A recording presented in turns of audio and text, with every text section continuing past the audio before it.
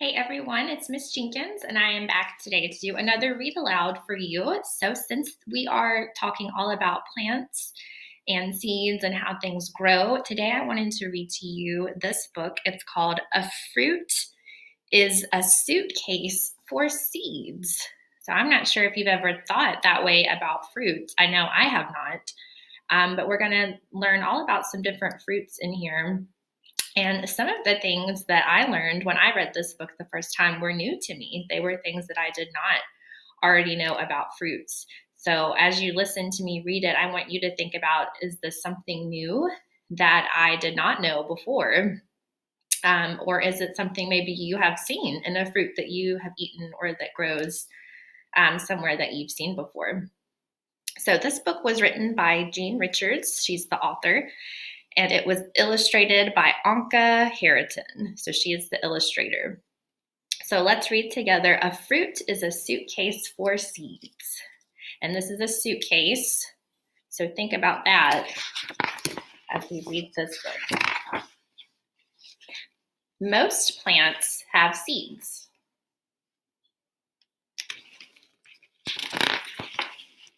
When you put a seed in the ground and water it, a new plant grows from it.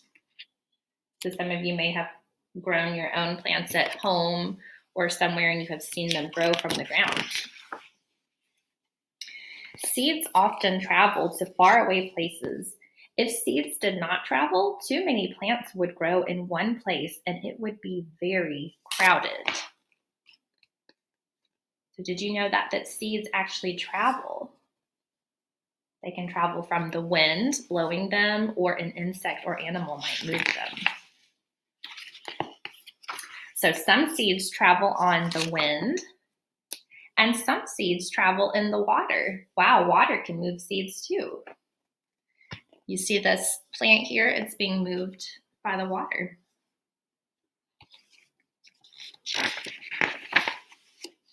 Many seeds travel inside fruits, and the fruit is like a suitcase for the seeds. It protects them on their trip. So this is a pomegranate fruit, and it's showing you in this illustration that the pomegranate is like a suitcase. So if you've ever traveled somewhere, you take a suitcase with you when you pack your things inside. The suitcase, the fruit is actually holding in the seeds inside, and it protects them as they're traveling. So this is a pomegranate, and a lot of people like to eat pomegranate seeds as a snack. They're pretty good for you. Fruits look beautiful and taste good, so animals and people eat them. And they can drop the seeds in different places. So animals can help move fruits and seeds also.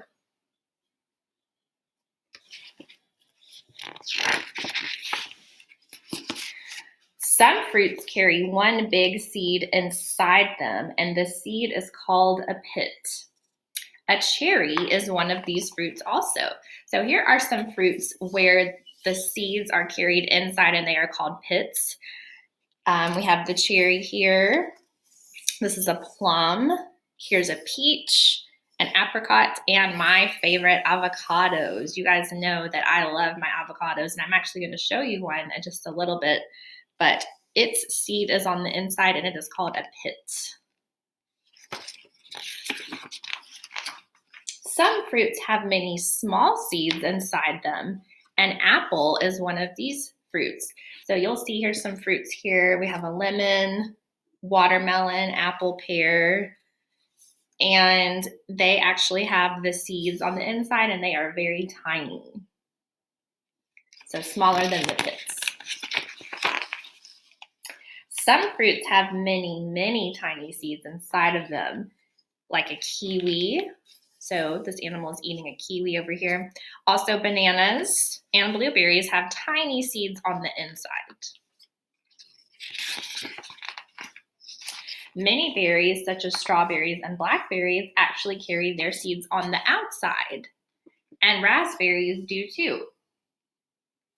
So it is strawberry season right now. So if you guys have been eating strawberries, you'll notice that those seeds are on the outsides.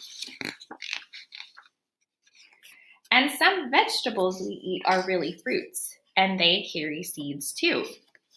So some of these we think of as vegetables, but they actually could be considered fruits. So we've got a butternut squash, pepper, tomato, eggplant, green peas, and this is called an acorn squash.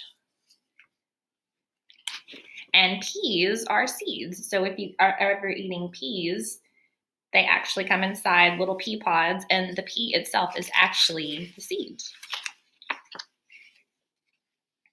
Can you find the seeds on this ear of corn? So here's an ear of corn, and it's giving you a hint. It's actually the part that you eat. So the part of the corn that you eat is actually considered the seed.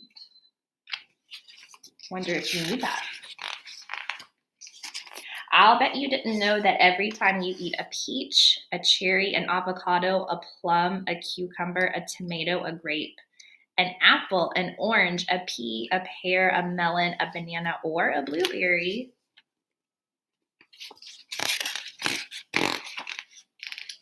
you're really eating a suitcase for seeds.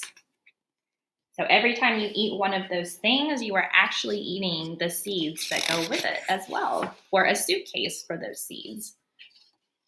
Now, in the very back of this book, we have some questions and answers. Sometimes authors, when they're writing an informational book, and this is an informational book, they want to give us some extra facts at the end. So I won't read all of these to you guys, but there are a couple that I thought were really interesting that I did not know that I wanted to share with you. Okay, so this one, I don't know if you guys knew this. It says, why don't seeds grow in your tummy? So if we eat seeds, why do they not grow in our tummies? And the answer is that small seeds you swallow when you eat a tomato or a slice of cucumber, they cannot grow inside you. And they cannot grow inside you because seeds need a few things. They need earth, water, light, and air. And they definitely can't get all of those things inside of your tummy, right? So the seeds that we eat go out of our body eventually when we, of course, use the restroom, and they come out in waste, just like they do with animals. And let me share one more with you. All right. Do big seeds grow into big plants or trees, and do little seeds grow into only little ones? And the answer is no. The size of the seeds does not make a difference. The biggest tree in the world, the giant redwood, which can grow as high as a 30-story building, so that would be like a really, really tall building, it grows from a seed that is smaller than the head of an ant. So even a really, really tiny seed can grow into a huge tree. All right. Well, I hope you guys enjoyed listening to this book, A Fruit is a Suitcase for Seeds. I know I am so excited. There's some fresh fruits in season right now that I have been loving to eat and really enjoying. And I learned some pretty new, interesting facts about fruits that I did not know from this book. So stay tuned. I'm actually going to show you a couple of seeds that I have in my kitchen right now as well.